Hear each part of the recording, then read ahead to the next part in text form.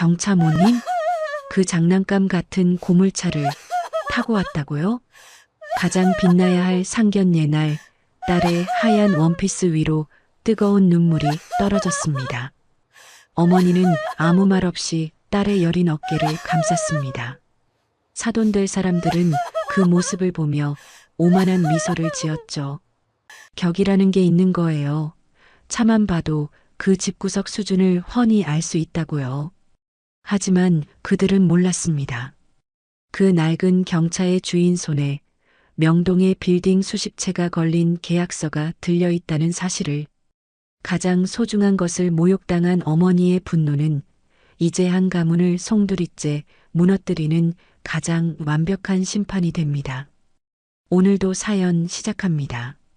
한적한 주택가 골목에서 주인 손에 반짝반짝 닦여 하얗게 빛나는 경차 모닝 한 대가 조심스럽게 미끄러져 나왔습니다. 운전대를 두 손으로 꽉 붙잡은 박영옥의 얼굴에는 설렘과 긴장이 뒤섞인 묘한 표정이 서려 있었어요. 아무래도 중요한 날이다 보니 그녀의 어깨와 등은 뻣뻣하게 굳어 있었죠. 다은아, 엄마 너무 떨린다.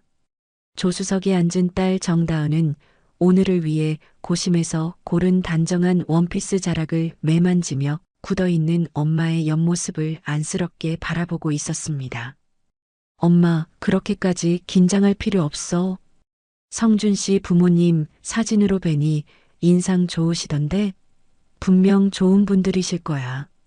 다은이 애써 밝은 목소리를 내며 엄마의 어깨를 부드럽게 토닥였습니다. 그 다정한 손길에 영옥의 어깨가 살짝 풀리는 듯 했죠. 우리 딸이 그렇게 말하니 틀림없이 좋은 분들이시겠지. 그렇고 말고. 그런데 정말 이 차를 타고 가도 괜찮을까? 괜히 우리 다은이 기죽이는 건 아닐지 모르겠네.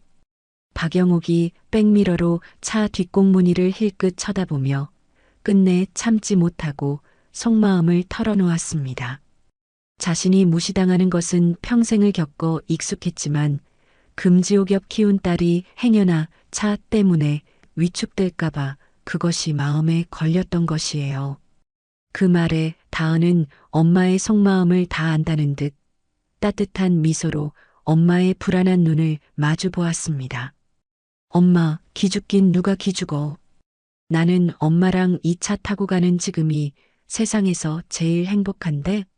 그리고 차가 뭐 중요하다고, 마음이 중요하지. 다은이 엄마의 팔에 제 팔을 껴고 머리를 어깨에 기대며 애교스럽게 말했습니다. 딸의 따뜻한 체온과 사랑스러운 말투에 박영옥의 입가에도 그제야 환한 미소가 피어났습니다. 어머, 우리 딸 말하는 것 좀 봐. 그래, 내 말이 다 맞다. 대통령 전용차도 안 부러운 우리만의 최고급 차야. 두 모녀는 서로의 얼굴을 마주보며 소리내어 웃었습니다.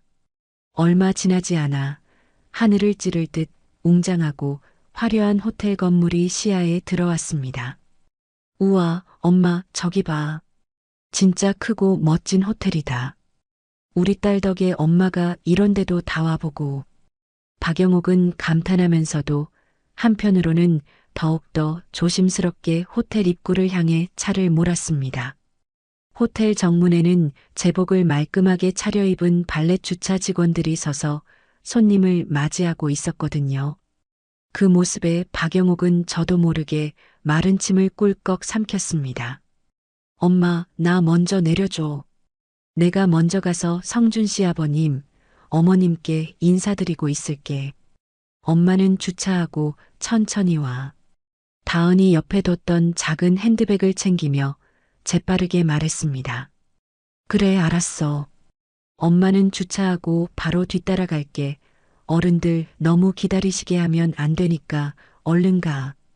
박영옥이 차에서 내리는 딸의 손을 따뜻하게 한번 꽉 잡아주며 당부했습니다. 다은이 총총걸음으로 호텔 자동문을 향해 걸어갔습니다. 박영옥은 발렛 직원에게 차 키를 건네주려 손을 뻗었다가 순간 망설이며 슬그머니 손을 다시 거두었죠. 저기 혹시 제가 직접 주차하면 안 될까요? 네, 손님. 그럼요. 지하 주차장으로 내려가시면 편하게 주차하실 수 있습니다. 직원은 상냥한 미소와 함께 주차장 입구를 손으로 가리켰습니다. 한편 호텔 레스토랑에서는 성준이 초조하게 시계를 보고 있었어요.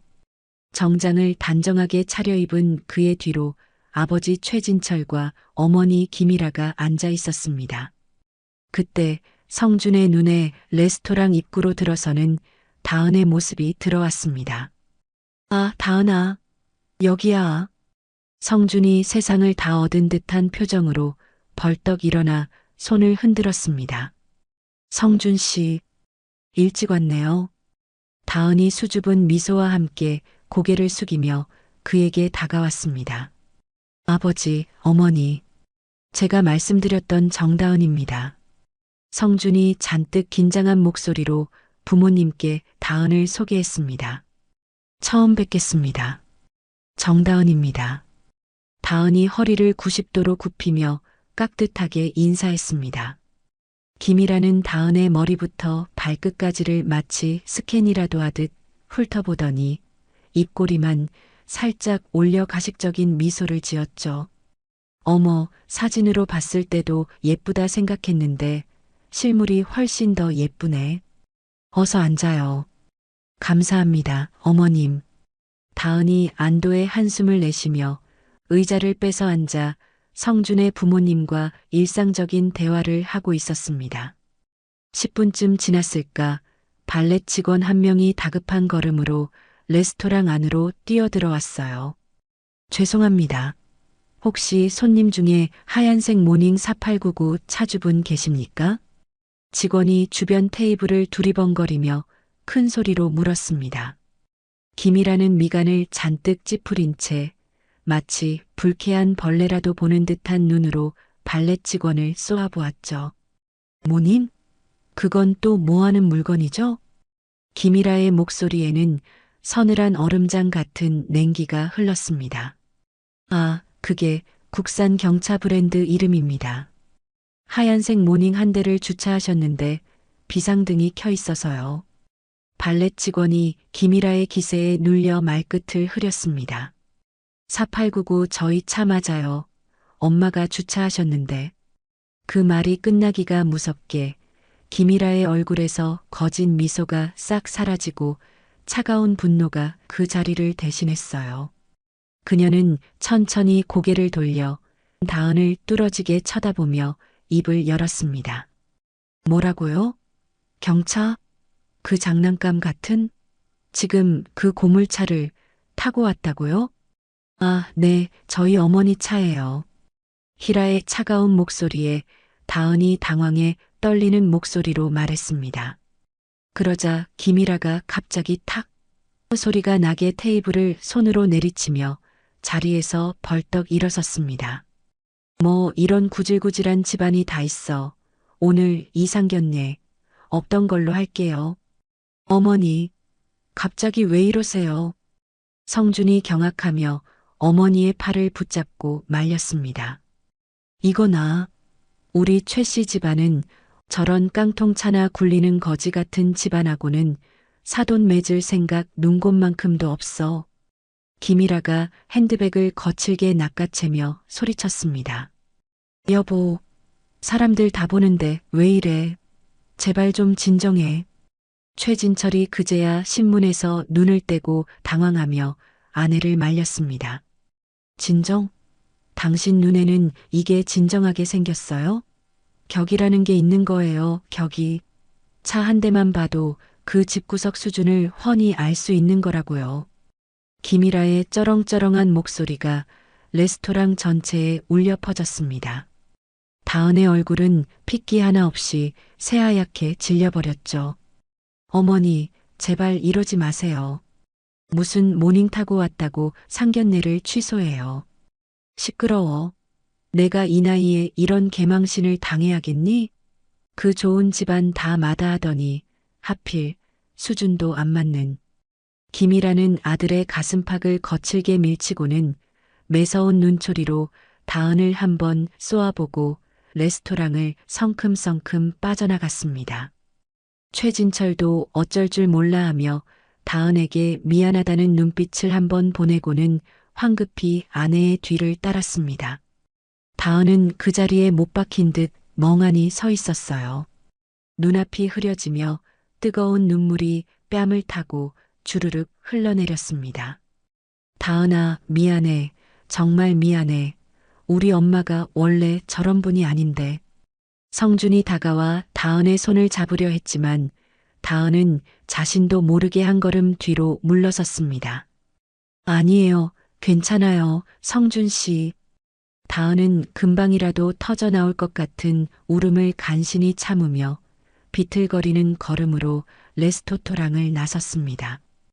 호텔 입구, 영옥은 주차를 무사히 마치고 잠시 화장실에 들렀습니다.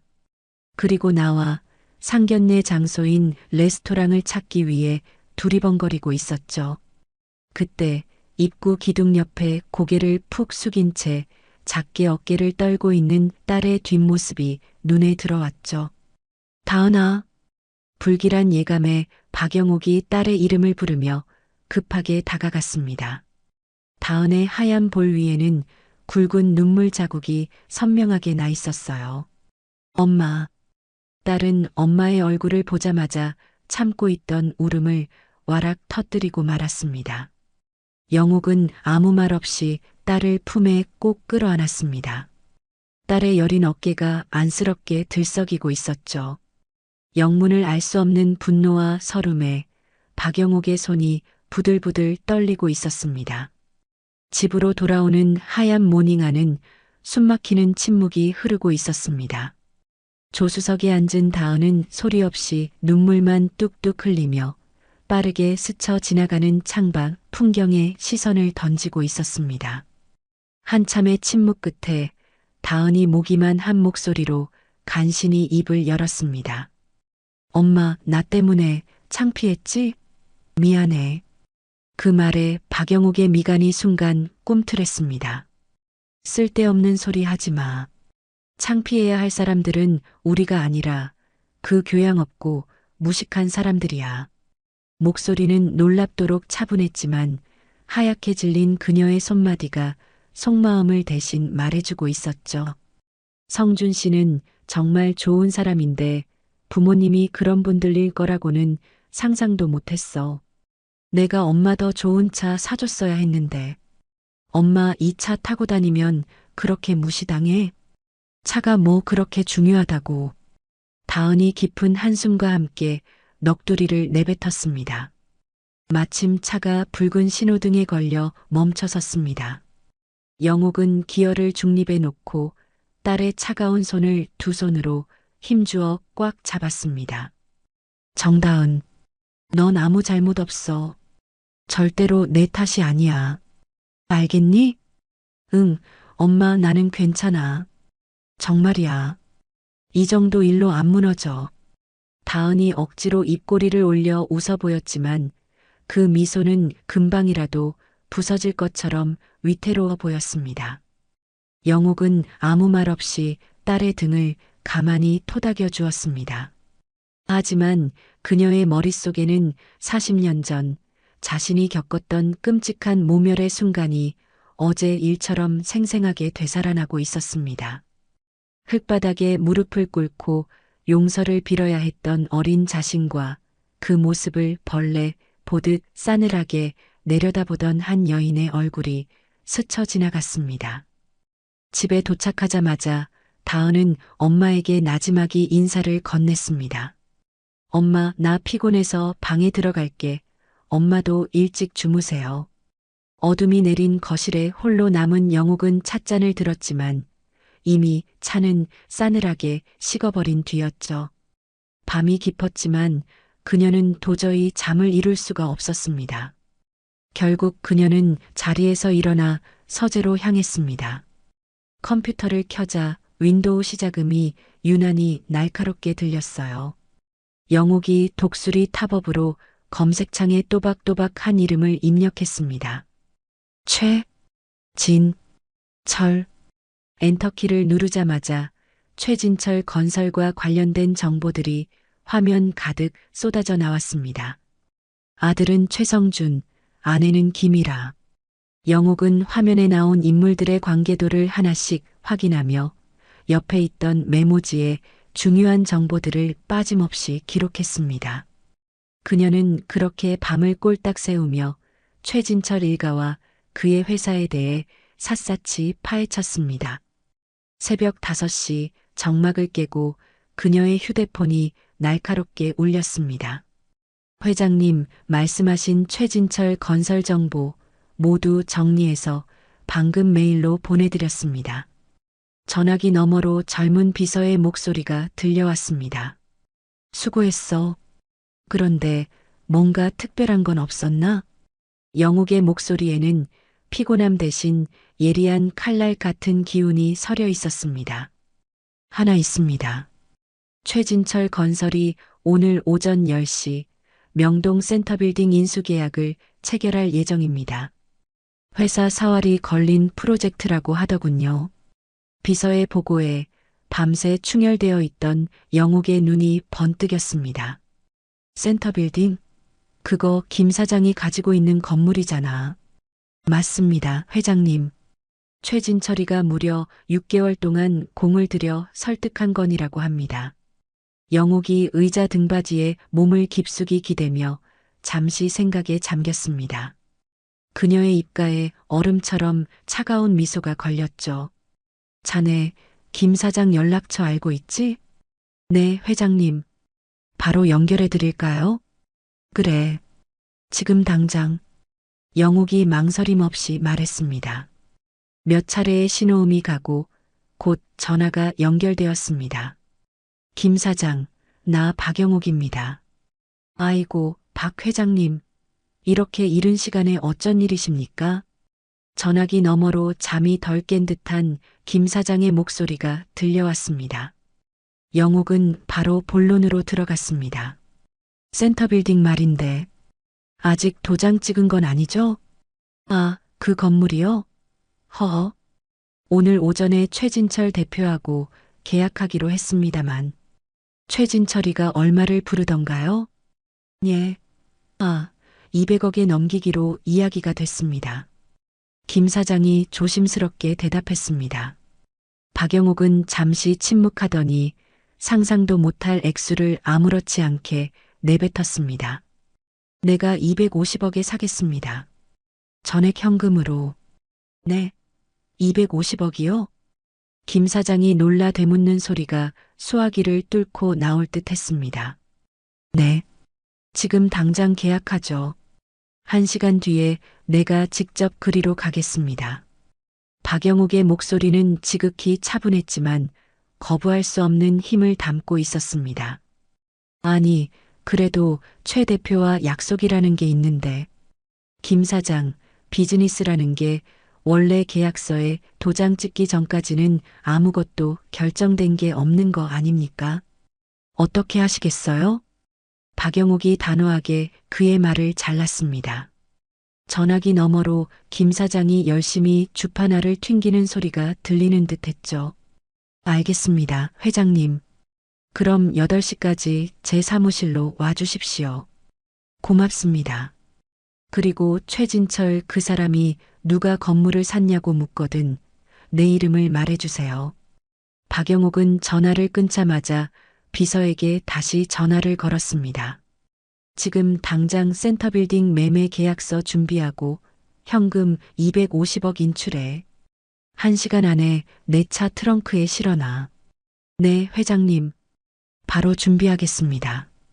그리고 오전 10시 최진철은 인생 최고의 날을 맞이한 사람처럼 들뜬 마음으로 센터빌딩 앞에 섰습니다.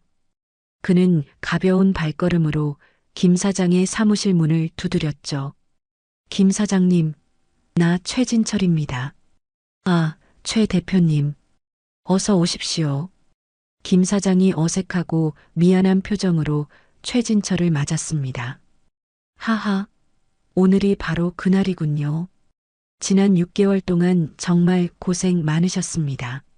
최진철은 활짝 웃으며 가방에서 두툼한 계약서 뭉치를 꺼냈습니다. 최 대표님, 정말 죄송하게 됐습니다만. 김 사장이 고개를 숙이며 말끝을 흐렸습니다. 네, 무슨 말씀이신지. 그건 이미 다른 분께 팔렸습니다. 김 사장의 말에 최진철의 얼굴이 순식간에 잿빛으로 변하며 굳어졌습니다. 무슨 말씀이십니까? 지금 우리가 약속한 게 있지 않습니까? 최진철이 버럭 소리를 질렀습니다. 죄송합니다. 200억보다 훨씬 좋은 조건을 제시하셔서 저도 어쩔 수가 없었습니다. 김 사장이 고개를 조아리며 말했습니다. 대체 누굽니까? 어떤 놈이 감히 내 계약을 중간에서 가로챈 거냐고. 최진철이 분노로 부들부들 떨며 주먹을 꽉 쥐었습니다. 박영옥이라는 분입니다. 김 사장의 대답에 최진철은 그 이름이 누구인지 기억해내려 애썼지만 도무지 떠오르지 않았습니다. 같은 시각 박영옥은 자신의 회장실에서 우아하게 커피를 마시고 있었습니다. 통유리창 너머로 서울 시내가 한눈에 들어왔죠. 그녀는 바쁘게 오가는 개미 같은 사람들을 내려다보며 나지막이 중얼거렸습니다. 이제 시작일 뿐이야. 그녀의 눈에는 차갑고도 깊은 결의가 담겨 있었습니다. 다음 날 아침 최진철 건설사 로비는 그야말로 살얼음판이었습니다. 이른 아침부터 소집된 긴급회의 소식에 직원들은 삼삼오오 모여 불안한 얼굴로 수군거리고 있었죠. 엘리베이터 문이 열릴 때마다 괜히 움찔하며 상사의 눈치를 살피기 바빴어요. 들었어요? 대표님이 아침 대바람부터 회의실에서 불호령을 내리고 계신데요. 한 직원이 목소리를 낮춰 옆 동료에게 속삭였습니다. 그 시각 15층 회의실 안은 그야말로 아수라장이었습니다. 최진철이 임원들을 앞에 세워두고 맹수처럼 으르렁대며 두꺼운 탁자를 주먹으로 내리치고 있었습니다. 꽝 하는 굉음에 임원들의 어깨가 움찔거렸죠. 뉴호프시티, 우리 회사의 명운을 걸었던 뉴호프시티의 심장부를 통째로 도둑 맞았단 말이야. 최진철의 얼굴은 분노로 시뻘겋게 달아올라 있었습니다. 대표님, 방금 은행에서 연락이 왔습니다. 센터빌딩 부지 확보 실패를 이유로 약속했던 대출 승인을 전면 보류하겠다고 합니다. 상무 한 명이 거의 울상이 되어 보고했습니다. 그 말에 최진철의 눈이 뒤집혔습니다. 뭐라고? 대출이 막혀? 이봐, 김상무. 우리가 이미 토지 매입비로 빌린 돈이 수천억이야. 당장 다음 달부터 이자는 뭘로 막을 건데. 이대로 가다간 회사 문 닫고 다 같이 길바닥에 나앉게 생겼다고. 최진철이 금방이라도 잡아먹을 듯한 기세로 임원들을 하나하나 쏘아보며 고함을 질렀습니다. 대체 어떤 자가 우리 계약을 가로챘는지 조사는 해보았습니까? 전무가 떨리는 목소리로 물었습니다. 박영옥이라는 정체불명의 여자야. 당장 그 여자가 누군지 당장 알아내. 최진철이 책상을 다시 한번 내리치며 외쳤습니다. 바로 그때 회의실 문이 조심스럽게 열리고 아들인 성준이 들어왔습니다. 그는 지옥도 같은 회의실 분위기와 아버지의 이성을 잃은 모습에 깜짝 놀랐어요. 아버지, 이게 다 무슨 일이에요? 성준이 눈치를 보며 물었습니다. 성준아, 잘 왔다. 지금 우리 회사 위기에 처했다. 최진철이 거친 숨을 몰아쉬며 말했습니다. 센터빌딩 계약이 무산되었다는 말씀이시군요. 성준은 임원들의 굳은 표정을 보고 단번에 상황을 파악했습니다. 그런데 박영옥이라니 어디서 들어본 이름인데. 성준이 혼잣말처럼 중얼거리다 갑자기 무언가 떠오른 듯 얼굴이 새하얗게 질려버렸습니다. 성준아, 너 혹시 뭔가 아는 거냐? 최진철이 아들의 심상치 않은 표정을 놓치지 않고 날카롭게 물었습니다. 박영옥? 아버지. 다은 씨 어머님 성함이. 성준이 거의 울먹이는 목소리로 말했습니다. 다은이가 누군데? 상견례 때 인사드렸던 정다은 씨 어머니 성함이 박영옥입니다. 성준의 말에 시끄럽던 회의실 안은 찬물을 끼얹은 듯 순식간에 조용해졌습니다. 최진철이 믿을 수 없다는 표정으로 아들을 노려보며 물었죠. 아니, 누가 그 여자 말하래. 그 모닝 타고 다니는 여자가 그 건물을 사들였다는 게 말이나 돼? 최진철은 주먹을 꽉 쥐고 부들부들 떨었습니다. 말 같지도 않은 소리를 하고 있어. 당장 박영옥 누군지 알아봐. 네, 아버지. 성준은 아버지의 불호령에 쫓기듯 회의실을 뛰쳐나가 부동산으로 향했습니다. 사장님, 최진철 건설에서 나왔습니다. 혹시 오전에 센터빌딩 계약하신 분 주소 좀 알 수 있을까요? 개인정보라 안 된다는 건 알지만. 그때 부동산 사장은 망설임 없이 주소를 건네주었습니다. 박영욱이 주소를 묻거든 전해주라고 했으니까요. 주소를 본 성준은 당황스러움을 감출 수 없었습니다. 다은의 집 주소였거든요. 그리곤 다은에게 전화를 걸었습니다. 한편 다은은 사회복지센터에서 서류를 정리하며 아무것도 모른 채 업무에 집중하고 있었어요. 그때 갑자기 주머니 속 휴대폰이 요란하게 울렸습니다. 화면에 뜬 최성준이라는 이름에 다은의 심장이 덜컥 내려앉았죠. 잠시 망설이던 그녀는 결국 통화 버튼을 눌렀습니다. 네, 성준 씨. 다은아, 너 혹시 너희 어머니 박영옥 그분에게 들은 거 없어? 수화기 너머로 성준의 다급하고 원망 섞인 목소리가 터져나왔습니다. 네, 그게 무슨 말씀이세요? 다은이 영문을 몰라 당황하며 되물었습니다. 우리 회사 오늘 아침에 엄청나게 중요한 계약이 무산됐어. 그런데 그 계약을 가로챈 사람이 너희 어머님이라고.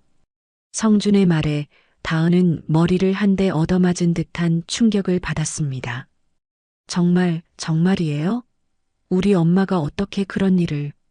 그래, 박영옥이라는 이름으로 명동 센터빌딩을 사셨다고. 대체 어찌 된 일이야? 성준이 거의 울부짖듯 말했습니다. 다은은 전화를 끊자마자 손을 떨며 급하게 집으로 전화를 걸었습니다. 엄마, 지금 어디야? 어머, 다은아? 엄마 사무실에 있지. 무슨 일인데 그렇게 놀랐어? 박영욱의 목소리는 평소와 다름없이 차분했습니다. 엄마, 혹시 오늘 건물 하나 샀어? 다은이 떨리는 목소리로 물었습니다. 응, 샀어. 명동에 있는 센터빌딩 말하는 거니? 박영옥은 너무나 태연하게 대답했습니다. 그게 성준 씨네 회사가 사기로 되어 있던 건물이래. 아주 중요한 건물이라던데. 다은이 놀라 소리쳤습니다. 알고 있어, 딸. 담담한 엄마의 대답에 다은은 더 큰 충격에 빠졌습니다. 엄마, 왜 그런 거야? 혹시 나 때문에 복수하려고? 다은의 눈에 눈물이 글썽이기 시작했습니다. 다은아, 일단 퇴근하고 집으로 오렴. 엄마가 차근차근 다 설명해 줄게. 박영옥이 한없이 부드러운 목소리로 말했습니다. 그날 저녁 다은이 집에 도착했을 때 박영옥은 거실 소파에 앉아 딸을 기다리고 있었습니다. 엄마, 정말이야? 엄마가 정말 그런 일을 한 거야? 다은이 가방도 내려놓지 않은 채 엄마에게 달려가며 물었습니다. 다은아, 이리 와서 앉아. 박영옥이 딸의 손목을 부드럽게 잡아 소파에 앉혔습니다. 엄마, 괜찮겠어? 그 사람들이 엄마한테 무슨 해코지라도 하면 어떡해? 나 때문이잖아. 다은은 걱정에 얼굴이 하얘져 있었습니다. 박영옥은 그런 딸의 볼에 흐르는 눈물을 손으로 부드럽게 닦아주었어요. 우리 딸, 엄마 걱정은 하지 마. 엄마가 어떤 사람인데. 하지만 엄마, 다은아, 어제 네가 그 호텔에서 혼자 울고 있던 모습을 봤을 때 엄마 마음이 어땠을 것 같니? 박영옥이 딸의 두 손을 따뜻하게 감싸주며 말했습니다. 엄마는 40년 전에 돈이 없다는 이유 하나만으로 사람 취급도 못 받고 짓밟혔던 기억이 있어. 그런데 내 목숨보다 소중한 내 딸이 이 엄마가 겪었던 것과 똑같은 서름을 당하는 걸 보고만 있을 수는 없었어. 박영옥의 목소리에는 슬픔과 함께 강철 같은 단호함이 섞여 있었습니다. 엄마, 그러니까 이건 엄마가 해결할 문제야. 넌 아무 걱정하지 말고 그저 내 상처만 잘 보듬어 주렴. 박영옥이 딸을 품에 꼭 안아주었습니다. 엄마가 약속할게.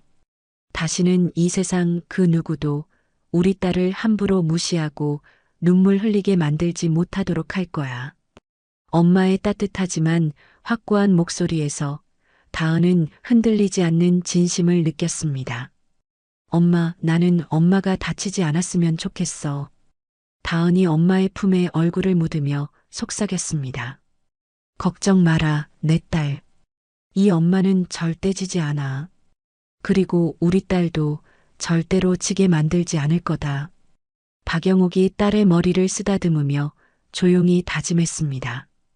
다은은 더 이상 묻지 않고 그런 엄마를 온전히 믿기로 마음먹었습니다. 최진철 건설의 대표실 공기는 납덩이처럼 무겁게 가라앉아 있었습니다. 밤새 씨름한 서류들이 책상 위에 너저분하게 널려 있었죠. 최진철은 붉게 충혈된 눈으로 전화기를 붙들고 있었습니다. 그래서 박영옥이라는 사람에 대해 더 알아낸 건 없어? 최진철이 수화기 너머의 정보원에게 거의 으르렁대듯 말했습니다. 죄송합니다, 대표님.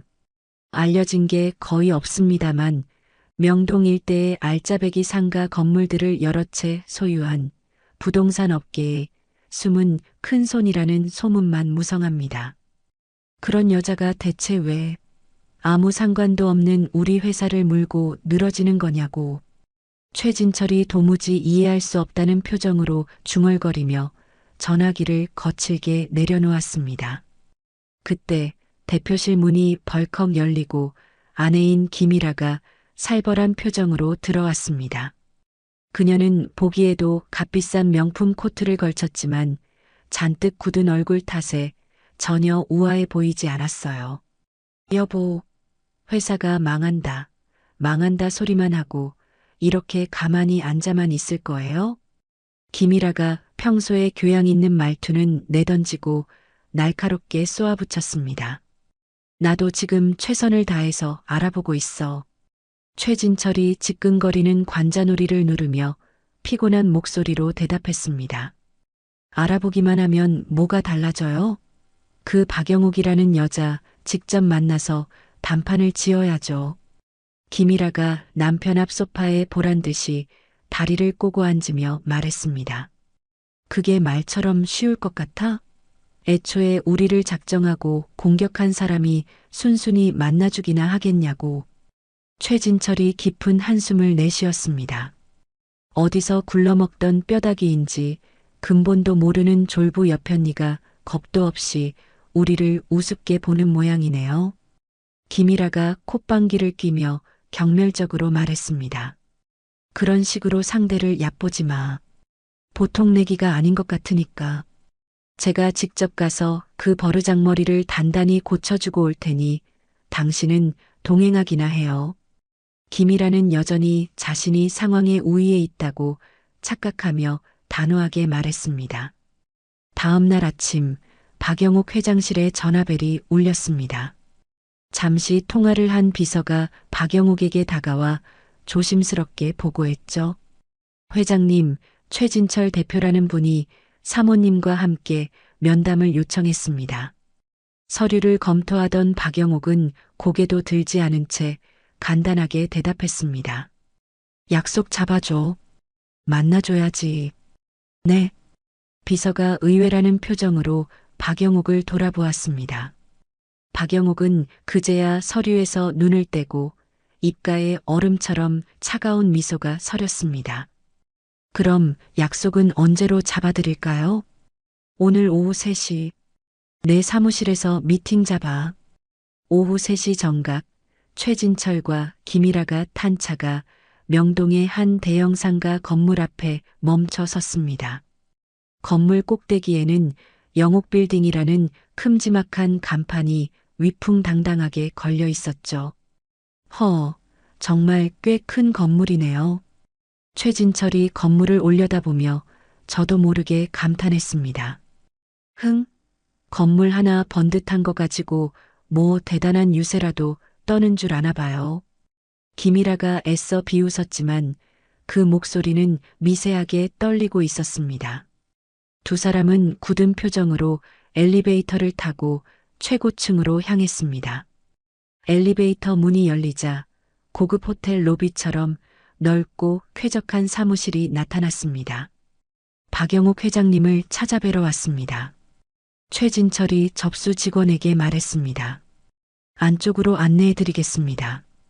직원의 안내를 받아 복도를 걷는 내내 김이라는 값비싼 예술 작품들이 걸린 벽을 보며 마른 침을 삼켰습니다. 회장실 문이 열리자 그 안에는 더욱 웅장한 공간이 펼쳐졌습니다. 방 한쪽 벽면 전체가 통유리창으로 되어 있어 명동 거리가 시원하게 내려다 보였죠. 잠시만 기다려 주십시오. 회장님 곧 오실 겁니다. 직원이 정중하게 인사하고 나갔습니다.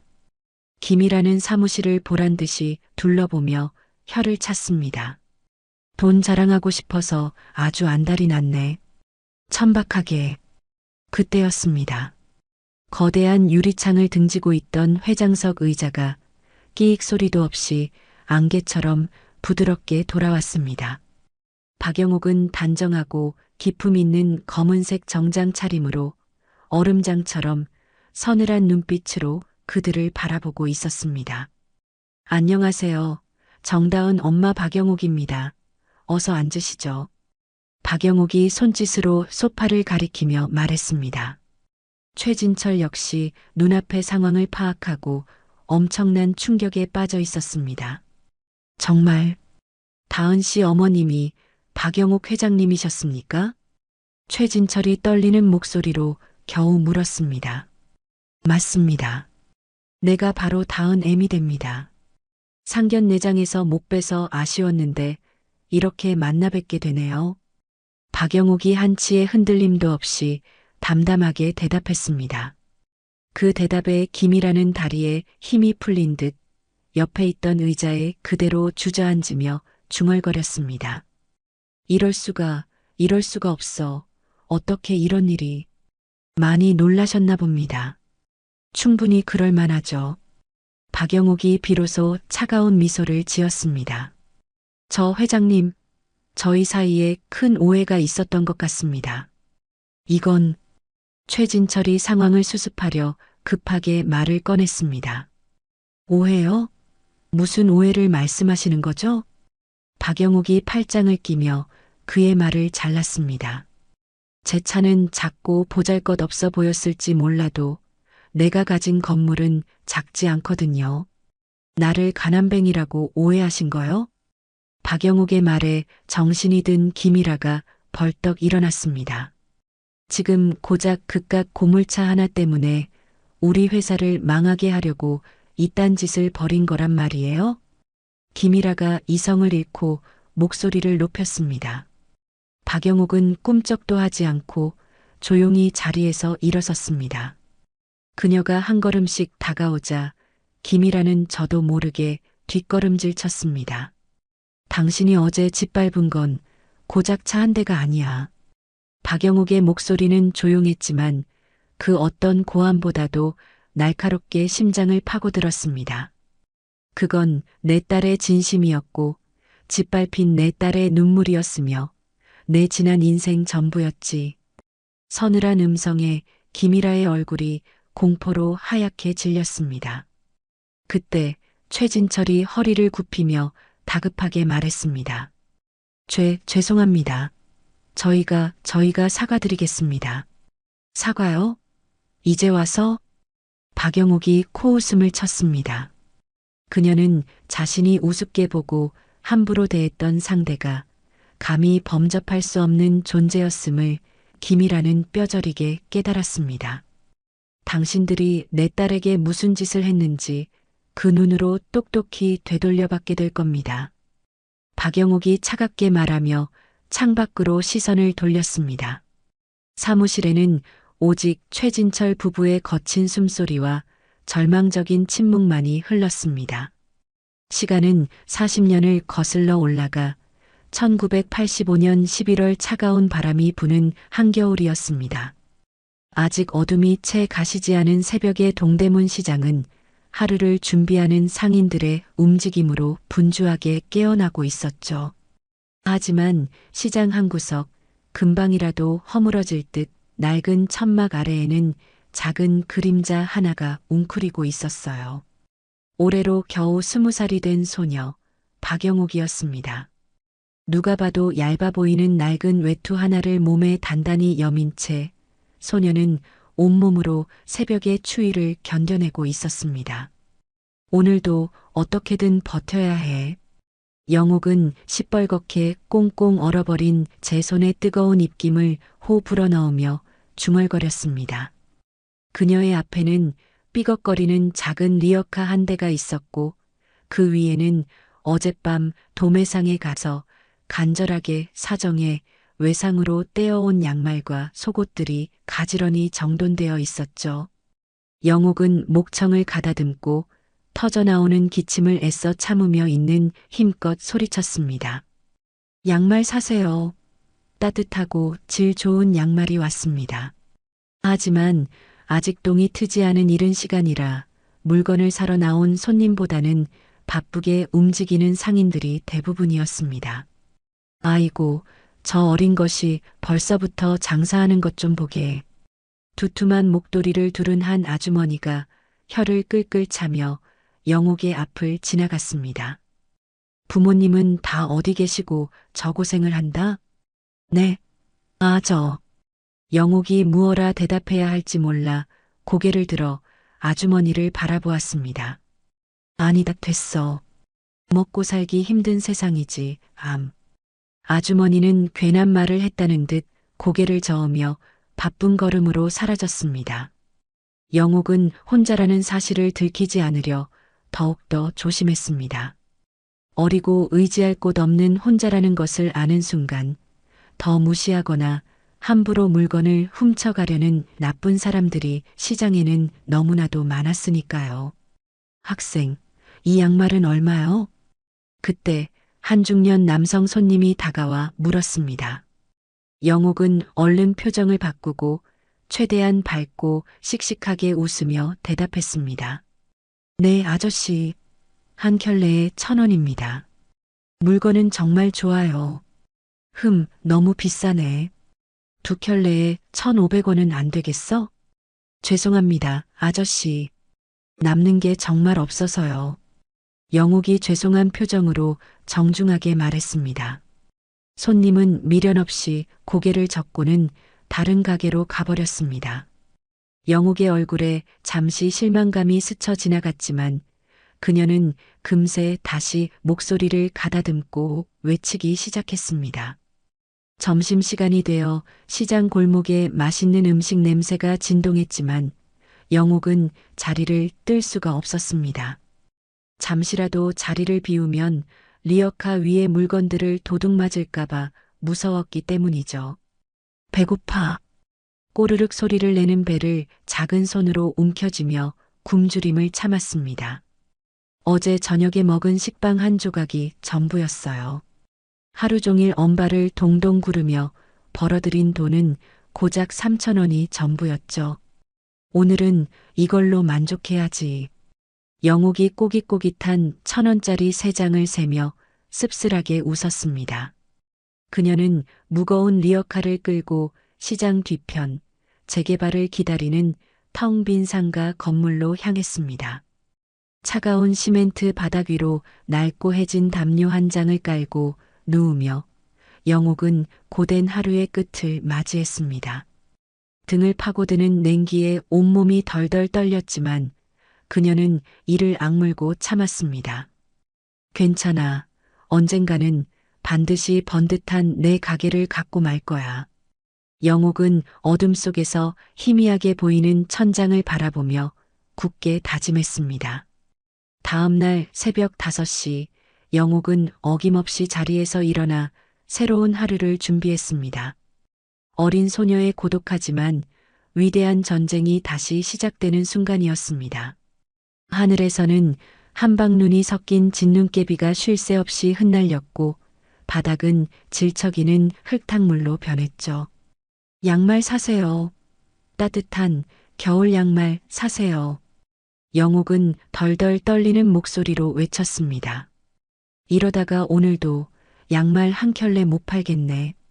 영옥은 리어카 위에 쌓인 눈을 손으로 털어내며 하얀 입김을 토해냈습니다.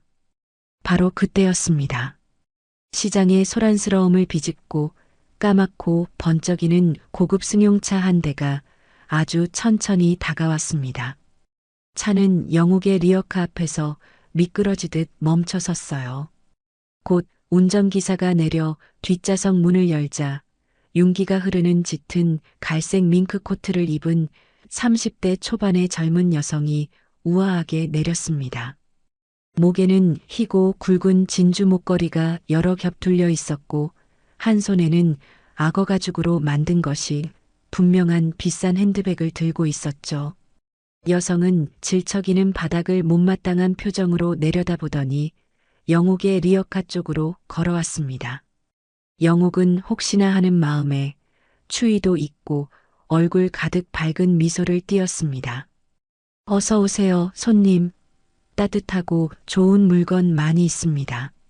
영옥이 허리를 굽혀 정중하게 인사했습니다. 여성은 대답 없이 들고 있던 장갑 낀 손으로 양말 하나를 집어들고 이리저리 훑어보았습니다. 그러더니 갑자기 마치 더러운 벌레라도 본 것처럼 얼굴을 잔뜩 찡그렸어요. 어디서 이따위 싸구려 물건을 버젓이 팔고 있는 거야? 여성은 들고 있던 양말을 경멸적으로 바닥의 흙탕물 위로 내팽개치며 말했습니다. 철퍽 소리와 함께 하얀 양말이 순식간에 더럽혀졌습니다. 영옥은 깜짝 놀라 황급히 바닥에 양말을 주워들었습니다. 손님, 물건을 그렇게 함부로 던지시면 어떡해요? 영옥이 자신도 모르게 조심스럽게 항의했습니다. 뭐라고? 지금 너같이 천한 것이 누굴 가르치려 들어? 내 건물 앞에서 이런 싸구려 양말을 팔아? 여성이 믿을 수 없다는 듯 눈을 부릅뜨며 소리쳤습니다. 죄송합니다. 하지만 이 양말들도 제가 돈을 주고 어렵게 가져온 소중한 물건이라서. 영옥이 겁을 먹고 고개를 숙이며 말했습니다. 너 같은 것들이 빌부터 사니까 이 나라 시장 바닥이 이 모양 이 꼴인 거야. 부모한테 뭘 배우고 자란 거니? 여성이 코웃음을 치며 모욕적인 말을 내뱉었습니다. 냄새나니까 저리 비켜. 여성은 그렇게 말하며 반짝이는 비싼 구두로 영옥의 리어카를 사정없이 걷어찼습니다. 쾅! 하는 소리와 함께 리어카가 넘어지면서 영옥이 밤새 정성껏 쌓아 올렸던 양말과 속옷들이 전부 질척이는 흙탕물 위로 쏟아져 내렸습니다. 아! 영옥은 비명조차 제대로 지르지 못하고 그 자리에 얼어붙었습니다. 소란에 지나가던 사람들이 하나둘 걸음을 멈추고 모여들어 구경하기 시작했어요. 어떤 이는 안타까운 듯 혀를 찾고 어떤 이는 재밌다는 듯 피식 웃었습니다. 아이고 저런 저걸 어쩌나. 가난하면 집에나 찌그러져 있을 것이지 왜 길바닥에 나와서 저런 꼴을 당한대. 구경꾼들의 수군거림이 비수처럼 날아와 영옥의 가슴에 박혔습니다. 얼굴이 불타는 것처럼 뜨거워졌죠. 죄송합니다. 제가 금방 치울게요. 미안합니다. 영옥은 누구에게랄 것도 없이 사과하며 차가운 흙탕물 바닥에 무릎을 꿇었습니다. 어디서 더러운 것들을 만져. 재수없게. 여성이 마지막으로 한마디를 더 내쏘고는 아무 일도 없었다는 듯 차에 올라탔습니다. 검은 승용차가 눈보라 속으로 사라지자 구경꾼들도 이내 흥미를 잃고 흩어졌습니다. 텅 빈 시장 골목, 영옥은 혼자 남아 차갑게 젖은 물건들을 묵묵히 주워 담고 있었습니다. 꼬마야, 괜찮냐? 옆 가게 아저씨가 보다 못해 다가와 물었습니다. 네, 괜찮아요, 아저씨. 영옥이 억지로 웃어 보이며 대답했습니다. 저런 미친 여편네는 신경 쓰지 마라. 세상에는 별의별 인간들이 다 있는 법이야. 아저씨가 영옥의 어깨를 투박하게 두드리며 위로해 주었습니다. 네, 고맙습니다. 영옥이 고개를 끄덕였습니다. 그날 밤 영옥은 자신의 차가운 잠자리인 계단 밑에서 흙탕물에 젖은 양말들을 말리고 있었습니다. 그러다 문득 그녀는 양말을 널던 손을 멈췄습니다. 이렇게 당하고만 살 수는 없어. 영옥이 자신도 모르게 주먹을 꽉 쥐며 중얼거렸습니다. 반드시 성공할 거야. 반드시 돈을 벌어서 다시는 돈 때문에 가난하다는 이유만으로 오늘 같은 모멸감을 겪지 않을 거야. 그녀의 눈에는 더 이상 눈물이 아닌 분노와 도끼 어린 강한 의지가 활활 타오르고 있었습니다. 그리고 훗날 내 자식에게는 절대로 이런 더러운 세상을 물려주지 않을 거야. 영옥이 다짐하며 젖은 양말을 쥐어짰습니다. 그리고 그날 밤 밤새도록 한숨도 자지 못하고 자신의 미래에 대한 구체적인 계획을 세웠습니다. 더 열심히 하자. 더 지독하게, 더 치열하게 살아서 반드시 내 힘으로 일어서자. 새벽이 되자 영옥은 어김없이 일어나 리어카를 끌고 밖으로 나갔습니다. 어제의 굴욕은 결코 그녀를 꺾지 못했습니다. 오히려 잠자던 사자를 깨운 것이나 다름없었죠. 그날 흙탕물 속에서 겪었던 지독한 굴욕 이후 어린 영옥은 완전히 다른 사람이 되었습니다. 그녀의 눈에서 순수했던 희망의 빛은 사라지고 그 자리에는 살아남겠다는 도끼와 성공에 대한 불같은 야망이 자리 잡았죠. 그날부터 영옥은 잠자는 시간과 먹는 시간을 쪼개가며 미친 듯이 일에만 매달렸습니다. 동이 트기 전인 새벽 4시에 일어나 시장으로 향했고 상인들이 모두 떠난 밤 10시가 넘어서야 꽁꽁 온몸을 이끌고 잠자리로 돌아왔어요. 영옥아, 그러다 너 큰일 난다. 몸 좀 아껴가면서 해.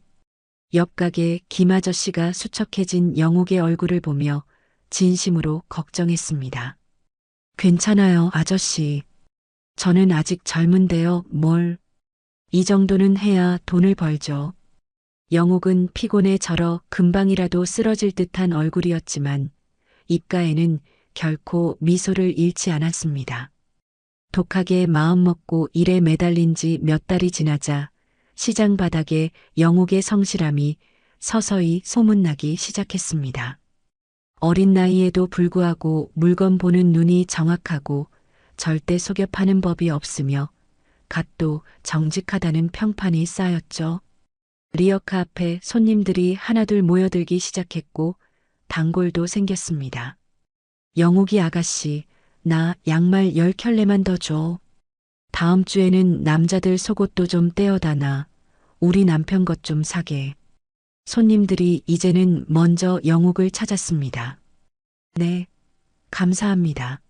내일 바로 준비해 놓겠습니다. 영옥이 환한 목소리로 대답하며 정성껏 물건을 포장해 주었습니다. 그러던 어느 날 김 아저씨가 가게를 보던 영옥을 조용히 불렀습니다. 영옥아, 잠깐 이리 좀 와보거라. 네, 아저씨. 무슨 일이세요? 영옥이 한달음에 달려갔습니다. 너 정말 내 가게 하나 갖고 싶은 마음 변치 않았지? 김 아저씨가 그 어느 때보다 진지한 얼굴로 물었습니다. 그럼요. 그게 제 유일한 꿈인걸요.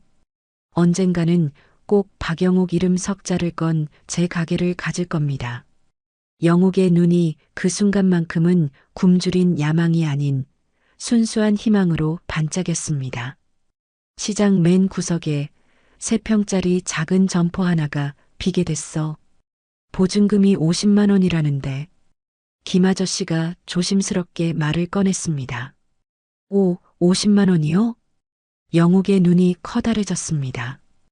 그녀가 지난 몇 달간 밥도 굶어가며 독하게 모은 돈은 30만 원이 전부였습니다.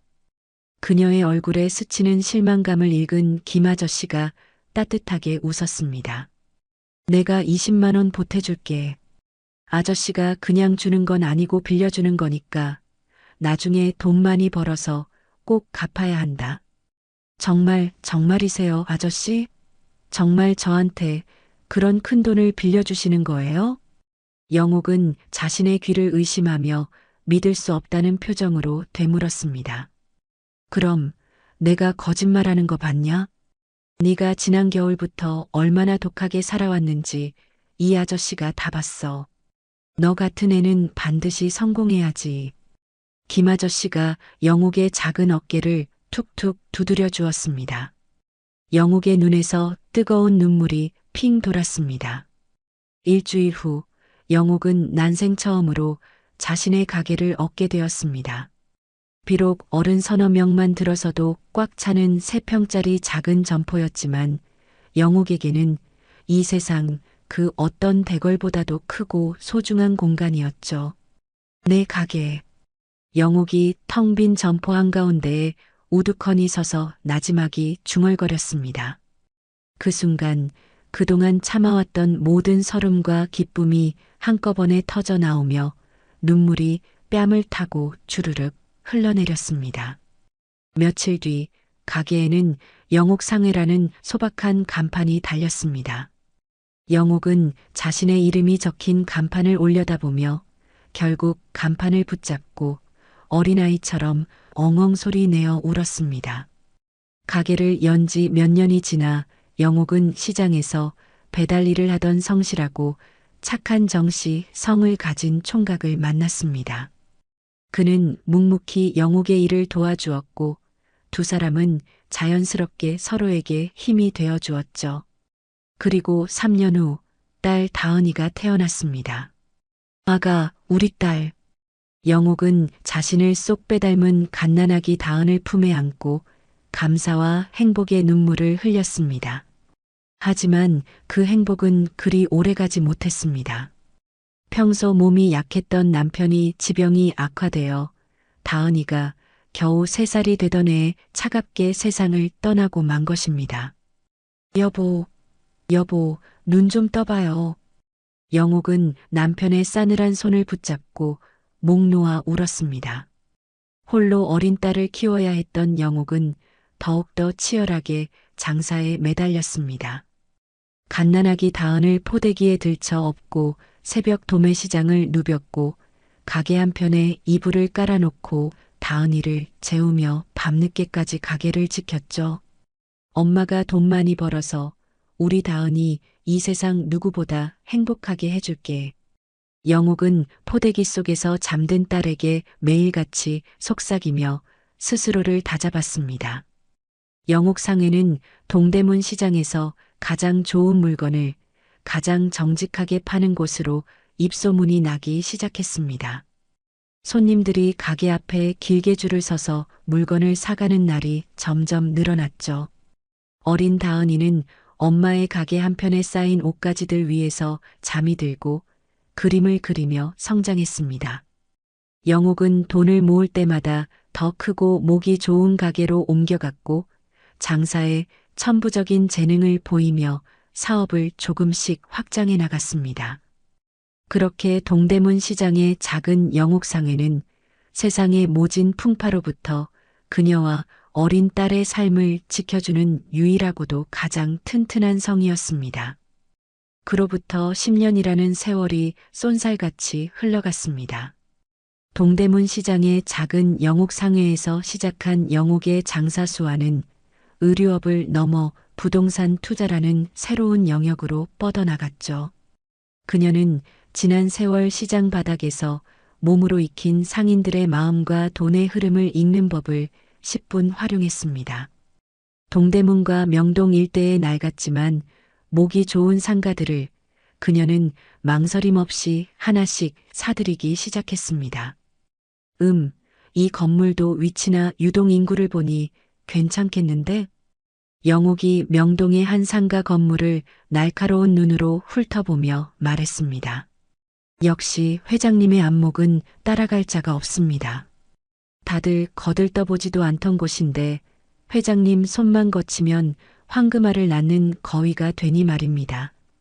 옆에 있던 부동산 중개업자가 감탄하며 아첨했습니다. 평생을 길 위에서 장사한 사람입니다.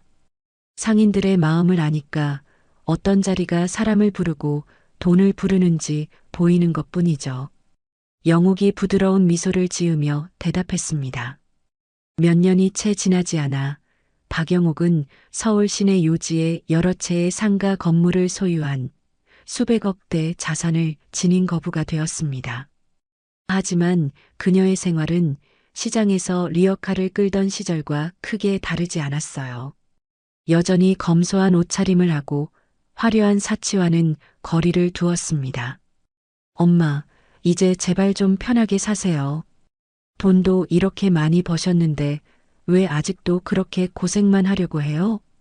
어느덧 훌쩍 자라 어엿한 대학생이 된 다은이 엄마의 거칠어진 손을 보며 속상한 듯 말했습니다. 어머, 우리 다은이가 엄마 걱정도 다 해주고. 다 컸네. 엄마는 지금이 제일 편하고 좋아. 영옥이 그런 딸이 대견하다는 듯 머리를 부드럽게 쓰다듬으며 웃었습니다.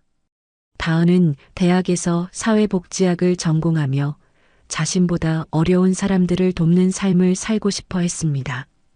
영옥은 그런 딸의 선택을 그 누구보다 기뻐하며 전적으로 지지해 주었죠. 다은아, 돈보다 사람이 먼저라는 걸 절대 잊으면 안 된다. 돈은 있다가도 없는 것이지만 사람은 한번 잃으면 다시 얻지 못해. 영옥이 딸에게 늘 입버릇처럼 강조하던 말이었습니다. 네, 엄마. 저도 엄마처럼 따뜻한 사람이 될래요. 다은이 고개를 끄덕이며 환하게 대답했습니다. 시간이 흘러 다은이 대학을 졸업하고 사회복지사로 취직해 첫 월급을 받던 날이었습니다. 다은은 월급을 받자마자 엄마에게 전화를 걸어 단단히 경고했죠. 엄마, 내가 집에 간다고 할 때까지 절대로 어디나 가면 안 돼. 꼭 집에만 있어야 해. 왜 그러니? 무슨 큰일이라도 있는 거야? 영옥이 웃으며 물었습니다.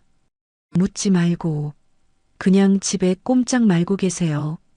다은은 제 할 말만 하고는 급하게 전화를 끊었습니다. 1시간쯤 지났을까 다은이 헐레벌떡 집으로 들어왔습니다. 그녀의 손에는 하얀색 경차 키가 들려 있었어요. 엄마, 이거 받아. 다은이 엄마의 손바닥 위로 차 키를 조심스럽게 올려놓았습니다. 다은아, 이게 뭐니? 영옥이 이게 무엇인지 알면서도 떨리는 목소리로 물었습니다. 내 첫 월급으로 산 엄마 차야. 할부 인생 시작이지만 다은이 세상에서 가장 밝은 미소를 지으며 말했습니다. 다은아, 영옥의 눈에 그렁그렁 눈물이 맺혔습니다. 우리 엄마 평생 무거운 짐 들고 버스 타고 다니면서 고생만 했잖아. 이제부터는 이 차 타고 편하게 다녀. 다은이 엄마의 거친 손을 두 손으로 꼭 잡으며 말했습니다. 우리 딸, 내 딸. 영옥은 더 이상 말을 잇지 못하고 딸을 품에 와락 끌어안은 채 뜨거운 눈물을 흘렸습니다. 엄마, 울지 마. 오늘 좋은 날이잖아. 기뻐해야지. 다은이 까르르 웃으며 엄마의 눈물을 닦아주었습니다. 그날부터 영옥에게 그 작은 경차는 세상 그 어떤 보물보다 소중한 것이 되었습니다. 그녀는 매일같이 그 차를 직접 운전하며 딸의 따뜻한 마음을 되새겼죠. 이 차가 엄마한테는 세상에서 제일 비싸고 좋은 차야. 영옥은 운전대를 쓰다듬으며 혼잣말로 중얼거리곤 했습니다. 다은이 최성준이라는 반듯한 청년을 만나 사랑에 빠졌을 때도 영옥은 진심으로 딸의 행복을 빌어주었습니다. 엄마, 성준 씨는 정말 착하고 좋은 사람이에요. 다은이 수줍게 얼굴을 붉히며 말했습니다. 그래, 우리 딸 마음을 훔쳐간 남자라니 어디 얼마나 좋은 사람인지 봐야겠네. 우리 딸이 좋아하면 틀림없이 좋은 사람이겠지. 영옥이 따뜻한 미소로 대답했습니다. 자신이 겪었던 가난과 멸시를 딸은 전혀 모른 채 이렇게 밝고 건강하게 자라준 것만으로도 영옥은 세상 모든 것을 가진 기분이었습니다. 다은이 너만 행복할 수 있다면 엄마는 그걸로 충분해. 그녀는 딸이 평생 자신처럼 돈 때문에 눈물 흘리는 일 없이 사랑받으며 행복하게 살기만을 바랐습니다. 그것이 지난 40년간 모질게 살아온 자신에게 주어진 가장 큰 선물이라고 생각했죠. 상견례 날짜가 잡히고 영옥은 설레는 마음으로 딸과 함께 입고 갈 옷을 고르며 행복한 미래를 그렸습니다. 그 행복했던 기억의 끝에서 박영옥의 시선은 싸늘한 현재로 돌아왔습니다. 회장실의 화려한 풍경과 그녀 앞에 죄인처럼 고개를 숙이고 있는 최진철과 김일아의 모습이 다시 시야에 들어왔죠. 그녀는 천천히 고개를 들어 공포에 질려 떨고 있는 김일아의 얼굴을 빤히 쳐다보았습니다. 값비싼 옷과 보석으로 치장했지만 그 거만하고 경멸적인 표정, 사람을 벌레 보듯 내려다보는 그 오만한 눈빛. 바로 그 순간 박영옥의 머릿속에서 모든 조각이 맞춰졌습니다. 너였구나. 김일아의 얼굴 위로 40년 전 그 눈보라 치던 날 동대문 시장의 흙탕물 속에서 어린 자신을 무참히 짓밟고 경멸의 말을 내뱉던 그 밍크코트 여성의 얼굴이 선명하게 겹쳐 보였습니다. 자신의 딸에게 씻을 수 없는 상처를 준 원수가 바로 40년 전 자신의 인생을 송두리째 바꿔놓았던 그 악연의 장본인이었던 것입니다. 40년 전 그날 동대문의 진창 속에서 내 꿈을 짓밟았던 사람이 무슨 소리를 하는 거야. 김일아가 당황하며 소리쳤지만 그녀의 목소리는 공포로 심하게 떨리고 있었습니다. 방금 전까지는 당신들 회사를 그냥 이쯤에서 끝내주는 것도 자비일까 생각했습니다. 그녀의 목소리에 최진철과 김이라는 마른 침을 삼켰습니다. 그런데 생각이 바뀌었어요. 당신들에게는 그런 자비조차 과분하다는 걸 방금 깨달았거든. 박영옥이 천천히 몸을 돌려 그들을 바라보았습니다. 그녀의 눈에는 더 이상 분노가 아닌 차가운 경멸만이 가득했습니다. 그러니 이제 돌아가세요. 그리고 기다리세요. 아주 천천히 그리고 고통스럽게 당신들이 평생 동안 쌓아 올린 모든 것이 어떻게 조각조각 부서져 내리는지 내가 똑똑히 보여드릴 테니. 박영옥의 말은 사형 선고나 다름없었습니다. 그녀는 마지막으로 나가보세요라고 명령했고 최진철과 김이라는 넋이 나간 사람처럼 비틀거리며 회장실을 빠져나왔습니다. 다음 날 최진철 건설사의 분위기는 그야말로 장례식장이나 다름없었습니다. 활기 넘치던 복도는 오가는 사람 없이 쥐 죽은 듯 조용했고 직원들은 저마다 제자리에서 파산 신청 절차나 다른 회사 채용 공고를 몰래 검색하기 바빴죠. 어쩌다 복도에서 마주치기라도 하면 그들은 마치 죄인처럼 서로의 눈을 피하며 수군거렸습니다. 들었어? 오늘 아침에 주가가 또 반토막 났대. 주요 거래처에서 전부 계약 해지 통보 보냈다던데 이러다 정말 이번 주를 못 넘기고 회사 망하는 거 아니야? 절망적인 목소리들이 사무실 곳곳에서 유령처럼 떠다녔습니다. 같은 시각 최진철의 호화로운 저택 거실에서는 부부싸움이 한창이었습니다. 당신 때문에, 당신 하나 때문에 우리 가문이, 우리 회사가 전부 망하게 생겼다고. 최진철이 소파에 무너져 내리듯 주저앉으며 고함을 질렀습니다. 뭐라고요? 지금 이게 다 내 탓이라는 거예요? 그깟 시장 바닥에서 구르던 여편네 하나 제대로 처리 못해서 이 사달을 낸 건 당신이잖아요. 김이라 역시 한치도 물러서지 않고 맞받아치며 소리를 높였습니다. 그깟 시장 여편네, 그 여자가 지금 우리 목에 칼을 들이밀고 있는데 아직도 정신을 못 차려. 그래서 어쩌라고요? 어디서 굴러먹던지도 모르는 천박한 졸부한테 가서 무릎이라도 꿇고 빌기라도 하란 말이에요?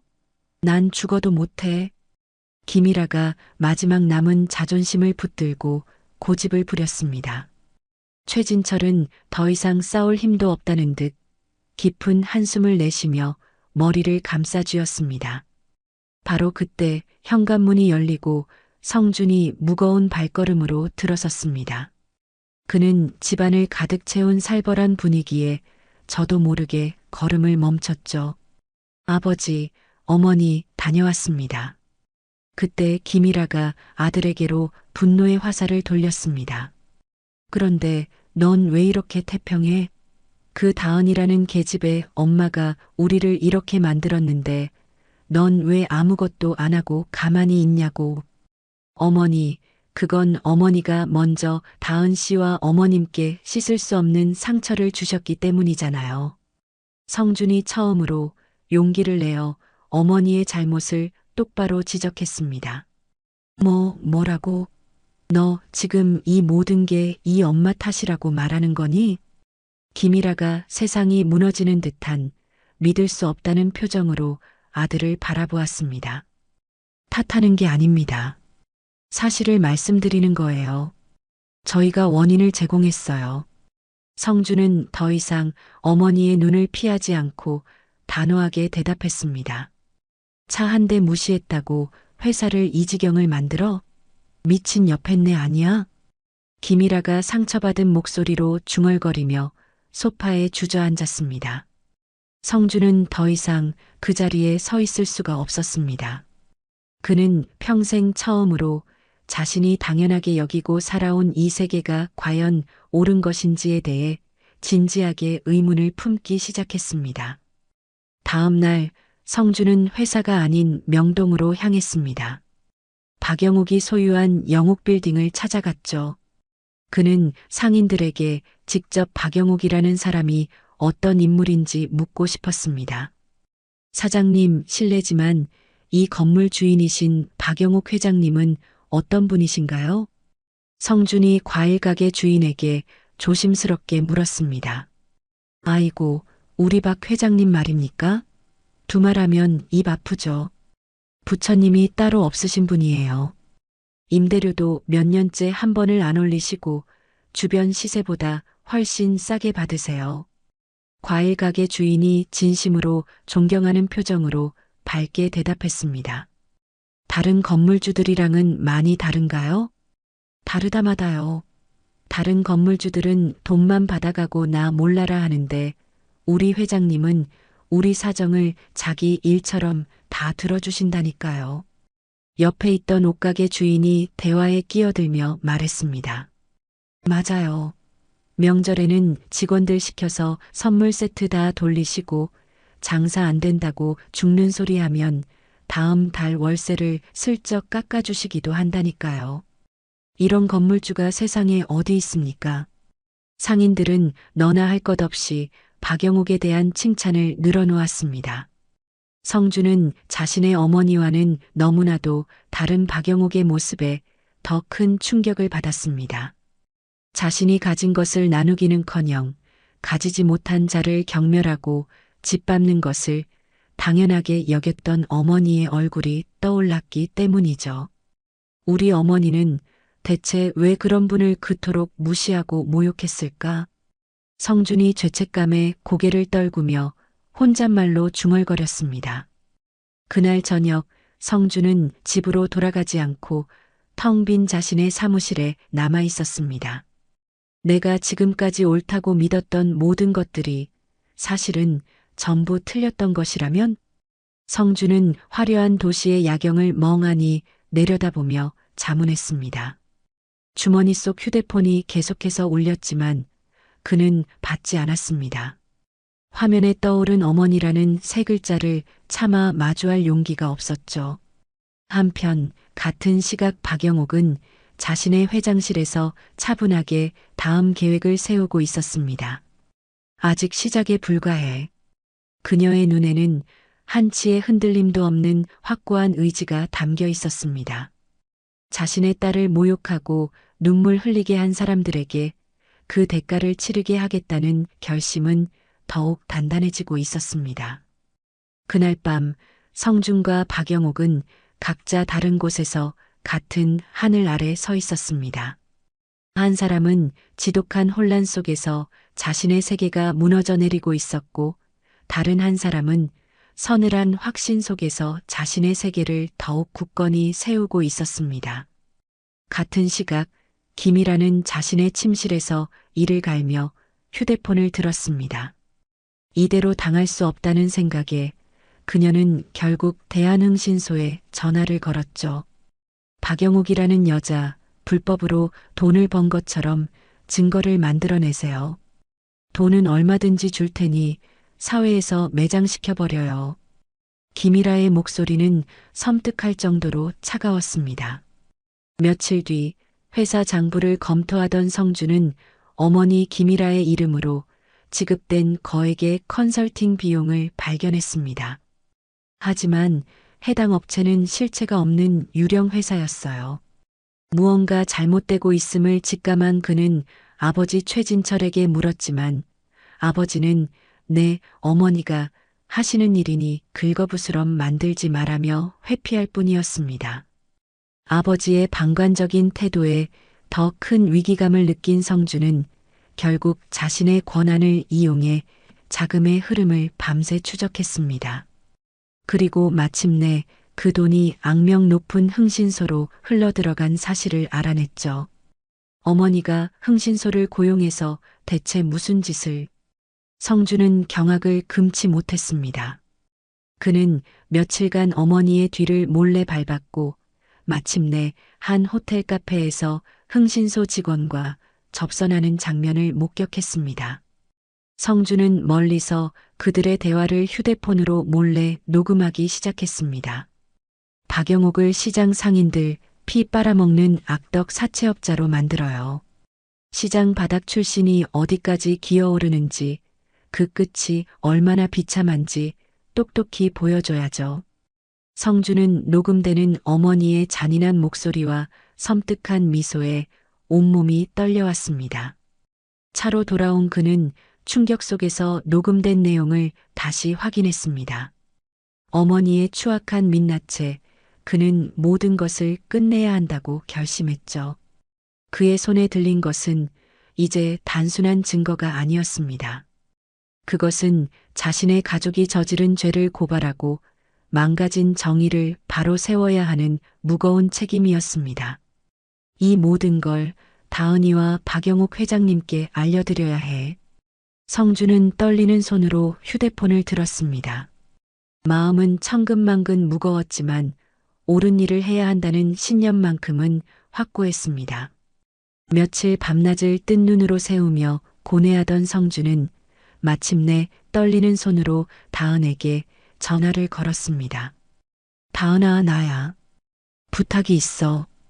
어머님과 함께 나를 한번 만나줄 수 있을까? 그의 목소리는 절박했습니다.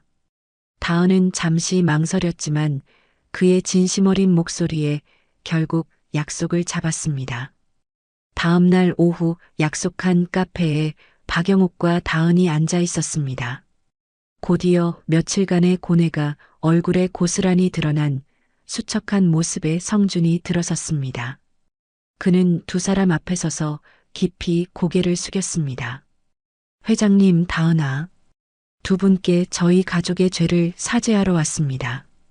성주는 자리에 앉자마자 가방에서 서류 뭉치와 휴대폰을 꺼내 테이블 위에 올려놓았습니다. 저희 어머니께서 두 분께 용서받을 수 없는 죄를 저지르려 했습니다. 그가 내민 서류에는 대한흥신소의 이름과 함께 박영옥의 뒷조사 내용 및 조작 계획이 상세히 적혀 있었습니다. 어머니는 회장님을 불법 사채업자라는 누명을 씌워 사회적으로 매장시키려 했습니다. 이 녹음 파일도 들어보십시오. 성준이 건넨 휴대폰에서 재생된 파일 속에는 박영옥을 모함하는 김일아의 잔인한 목소리와 섬뜩한 웃음소리가 선명하게 담겨 있었습니다. 다은은 손으로 입을 막으며 경악했지만 박영옥은 미동도 없이 침착하게 녹음을 끝까지 들었습니다. 이걸 왜 우리에게 주는 거죠? 박영옥이 차갑게 물었습니다. 그 질문에 성주는 갑자기 의자에서 내려와 그들의 앞에 무릎을 꿇었습니다. 성준 씨, 다은이 놀라 그를 일으키려 했지만 성주는 움직이지 않았습니다. 저는 제 어머니를 막을 힘이 없습니다. 성준이 눈물을 흘리며 말했습니다. 하지만 두 분께 저희 어머니를 심판할 수 있는 정의의 검을 드릴 수는 있습니다. 부디 이 증거로 저희 어머니가 더 이상 잘못된 길로 가지 않으실 수 있도록 도와주세요. 성준이 바닥에 두 손을 모아 간청했습니다. 박영옥은 자리에서 일어나 성준의 팔을 잡아 일으켜 세웠습니다. 성준군 같은 아들을 둔 것만으로도 자네 어머니는 아직 모든 걸 잃지는 않았네요. 그녀의 따뜻하고 무게 있는 말에 성준은 더욱 뜨거운 눈물을 흘렸습니다. 정말 용기 있는 사람이에요. 피를 나눈 가족이라도 잘못된 것은 잘못되었다고 말할 수 있는 사람. 쉽지 않은 결정을 해줘서 고마워요. 박영옥이 성준의 어깨를 단단히 잡아주었습니다. 다은 역시 자신의 가족을 고발하는 엄청난 결정을 내린 그의 모습에 마음이 복잡하게 일렁였습니다. 성준 씨, 정말 힘들었겠어요. 괜찮아. 이게 옳은 일이니까. 성준이 눈물을 닦으며 희미하게 웃었습니다. 박영옥은 성준이 건넨 증거 자료들을 다시 한번 차갑게 훑어보았습니다. 성준이 목숨처럼 건넨 자료들을 내려다보며 그녀는 이제 이 길고 긴 싸움의 마지막 패가 자신의 손에 들어왔음을 직감했습니다. 성준의 증거를 확보한 박영옥은 즉시 행동에 나섰습니다. 그녀는 최진철 건설 측에 연락해 다음 날 오후 3시부로 회사 이사진 전원을 긴급 소집할 것을 명령했습니다.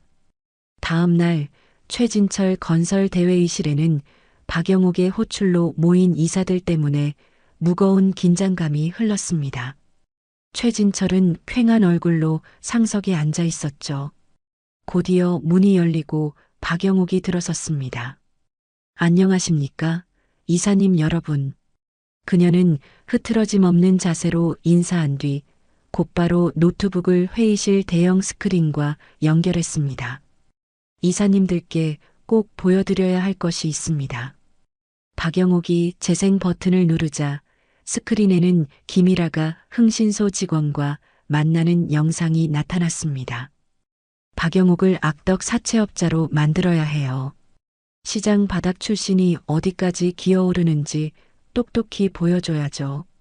김일아의 잔인한 목소리와 섬뜩한 웃음소리가 회의실 전체에 울려 퍼졌습니다. 이사들의 얼굴은 순식간에 경악과 분노로 일그러졌고 최진철은 고개를 숙인 채 미동도 하지 않았습니다. 영상이 끝나자 박영옥이 차분한 목소리로 설명했습니다.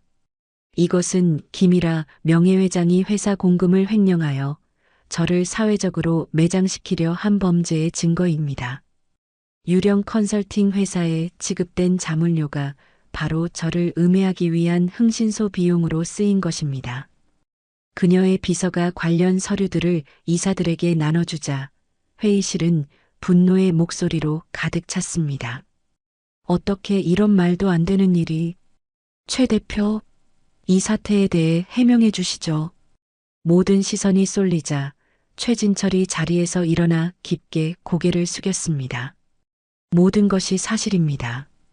변명의 여지가 없습니다. 그의 자백에 한 이사가 분노하며 외쳤습니다. 이에 우리 이사회는 만장일치로 김일아 씨를 명예회장직에서 즉시 파면하고 회사와 관련된 모든 지원을 끊을 것을 의결합니다. 모든 이사들이 동의했습니다. 모든 것이 정리되자 박영옥이 천천히 입을 열었습니다. 최진철 대표님께 마지막으로 한 가지 제안이 있습니다. 무슨 제안이신지요? 최진철이 고개를 들어 박영옥을 바라보았습니다. 귀사를 파산시키는 대신 회사 전체 지분의 50%를 제가 설립할 미혼모 지원 재단에 영구히 기부하십시오. 박영옥이 미리 준비해온 계약서를 내밀었습니다. 그녀의 예상치 못한 제안에 이사들이 다시 한번 웅성거렸습니다. 그건 저희에게 너무나 관대한 조건 아닙니까? 저는 복수가 아닌 정의를 원합니다. 그리고 파괴가 아닌 상생을 원하고요. 박영옥이 이사들을 둘러보며 차분하게 말했습니다. 회사를 살려드릴 테니 그 대가로 영원히 사회의 빚을 갚으십시오. 그것이 당신들이 저와 내 딸에게 진 빚을 갚는 유일한 길입니다. 그리고 당신의 아들을 위한 길이기도 하고요. 박영옥의 제안은 자비의 형태를 띤 가장 완벽하고도 무서운 심판이었습니다. 기꺼이 받아들이겠습니다. 최진철이 떨리는 손으로 계약서에 서명했습니다. 모든 것을 마친 박영옥은 조용히 회의실을 나섰습니다. 그녀는 복도를 걸으며 창밖의 파란 하늘을 보며 나지막이 혼잣말을 했습니다. 이제 다 끝났어, 다은아. 엄마가 약속 지켰다. 40년간 그녀를 짓눌렀던 어두운 과거와의 기나긴 싸움이 마침내 끝나는 순간이었습니다. 길고 길었던 싸움이 끝나고 1년이라는 시간이 흘렀습니다. 세상의 모든 상처가 아물기 시작하는 따뜻한 봄날이었죠. 정다은은 이제 제법 선배 티가 나는 모습으로 사회복지센터의 신입사회복지사들을 교육하고 있었습니다. 어려운 상황에 부닥친 분들을 도울 때 우리가 가진 가장 강력한 무기는 바로 진심입니다.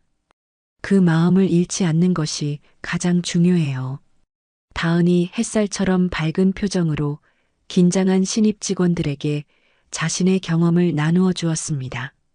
저희도 다은 선배님처럼 사람들에게 힘이 되어주는 사회복지사가 되고 싶습니다. 한 신입 직원이 존경이 가득 담긴 눈으로 말했습니다. 고마워요. 우리 모두 함께 그런 세상을 만들 수 있어요. 다은이 따뜻하게 웃으며 대답했습니다. 그녀는 과거의 아픈 상처를 딛고 자신의 자리에서 세상을 조금씩 더 따뜻하게 만드는 의미 있는 삶을 살아가고 있었습니다. 한편 박영옥은 새로 설립한 영옥재단 사무실에서 한 젊은 미혼모와 마주 앉아 있었습니다. 혼자 아이를 키운다는 게 얼마나 무섭고 막막한지 저도 잘 알아요. 하지만 걱정하지 말아요. 아이와 함께 당당하게 새로운 시작을 할 수 있도록 우리 재단이 든든한 울타리가 되어줄게요. 박영옥이 겁에 질린 젊은 엄마의 손을 자신의 거친 손으로 따뜻하게 잡아주며 위로했습니다. 정말 감사합니다, 회장님. 젊은 엄마는 결국 참았던 눈물을 터뜨리며 고마워했습니다. 아니에요. 제가 과거에 다른 분들께 받았던 따뜻한 사랑을 이제야 조금씩 나누어 드리는 것뿐인걸요. 박영옥이 온화한 미소를 지었습니다. 그녀는 자신의 남은 생을 과거의 자신처럼 세상의 편견과 가난 속에서 고통받는 사람들을 돕는 일에 바치고 있었습니다. 최성준 역시 약속대로 회사를 정직하게 이끌며 새로운 변화를 만들어가고 있었습니다. 대표님, 이번 분기 실적이 창사 이래 최고입니다. 상무가 흥분된 목소리로 보고서를 들고 왔습니다. 다행이군요. 하지만 우리 회사는 이익만 추구하는 과거로 돌아가서는 안 됩니다. 사회적 책임을 다하는 것을 최우선으로 해주십시오. 성준이 진지한 표정으로 말했습니다. 영옥재단과의 협력 사업도 아주 순조롭게 진행되고 있습니다. 그게 우리 회사가 가야 할 가장 중요한 길입니다. 성준이 고개를 끄덕였습니다. 그는 재단의 든든한 동반자로서 진정한 기업인의 길을 걷고 있었습니다. 한편 그의 어머니였던 김일아의 삶은 산산조각이 나고 말았습니다. 이사회에서 파면당하고 회사로부터 모든 지원이 끊긴 것은 시작에 불과했죠. 평생 목숨처럼 여겼던 사교계에서도 버림받은 그녀는 결국 남편과 아들 모두에게 외면당한 채 텅 빈 저택에 홀로 남겨졌습니다. 남편 최진철은 아내의 잘못을 방관했던 죄책감 속에서 경영 일선에서 물러나 아들의 뒤를 조용히 지원하며 속죄의 나날을 보내고 있었습니다. 어느 주말 오후 성준은 쌀과 각종 식자재를 가득 실은 작은 트럭을 직접 몰고 있었습니다. 그는 한허름한 동네의 노숙인들에게 무료로 국밥을 나눠주는 작은 식당 뒤편에 차를 댔죠. 아이고, 대표님. 이번 주도 잊지 않고 와주셨네요. 정말 감사합니다. 국밥집 사장님이 허리를 숙이며 고마워했습니다. 아닙니다, 사장님. 제가 해야 할 일을 하는 것뿐인걸요. 성준이 겸손하게 대답하며 익숙하게 짐을 내렸습니다. 그는 속죄하는 마음으로 매주 익명으로 이곳에 식자재를 기부하고 있었습니다. 마지막 쌀 포대를 내리고 있을 때였습니다. 길 건너편에서 익숙한 모습이 그의 시야에 들어왔습니다. 정다은이 동료 사회복지사들과 함께 독거노인들에게 도시락을 나누어 주며 환하게 웃고 있었습니다. 각자의 자리에서 묵묵히 선행을 실천하던 두 사람이 우연히 마주치게 된 것이었죠. 두 사람의 눈이 잠시 허공에서 마주쳤습니다. 한때는 세상의 전부였던 과거의 연인, 그들은 잠시 아무 말 없이 서로를 바라보았습니다. 어색함이나 원망은 없었습니다. 먼저 성준이 모든 것을 내려놓은 따뜻하고 편안한 미소를 지었습니다. 다은 역시 담담하면서도 따뜻한 미소로 응답했습니다. 이제는 각자의 길에서 행복하기를, 서로의 삶을 진심으로 응원하는 마음이 담긴 미소였습니다. 봉사를 마친 다은은 엄마 박영옥을 만나러 갔습니다. 재단 주차장, 다은은 자신이 새로 산 차 옆에 서서 엄마의 하얀색 모닝을 기다리고 있었죠. 곧 박영옥이 환하게 웃으며 여전히 반짝이는 모닝을 몰고 다가왔습니다. 엄마. 다은이 반갑게 손을 흔들었습니다. 우리 딸 오래 기다렸어? 박영옥이 차에서 내리며 말했습니다. 엄마, 이제 그 차는 제발 박물관에 보내고 나랑 같이 편하게 다녀요. 응? 다은이 장난스럽게 투덜거렸습니다. 얘는 이 차가 엄마한테는 세상에서 제일 비싼 벤츠보다 더 귀한 보물이야. 박영옥이 모닝의 보닛을 자식 쓰다듬듯 애정 어리게 쓸며 말했습니다. 세상에 단 하나뿐인 우리 딸 마음이 담긴 차잖아. 엄마. 다은이 감동한 눈으로 엄마를 바라보았습니다. 자, 타. 박영옥이 직접 조수석 문을 열어주었습니다. 오늘 저녁은 어디로 갈까요, 박 여사님? 다은이 차에 오르며 애교스럽게 물었습니다. 우리 딸이 제일 좋아하는 곳으로 가야지. 하얀 모닝이 따뜻한 봄 햇살을 받으며 새로운 희망을 향해 부드럽게 도로 위를 달려갔습니다. 오늘 이야기 어떠셨나요? 혹시 끝까지 함께 해주신 분이 계시다면 잘 들었다고 댓글 하나만 남겨주세요. 여러분에게도 따뜻하고 빛나는 날들이 찾아올 거예요. 구독과 좋아요는 다음 이야기를 이어가는 큰 힘이 됩니다. 지금까지 오늘도 사연이었습니다. 더 깊고 따뜻한 이야기로 다시 찾아뵐게요. 편안한 하루 보내세요. 감사합니다.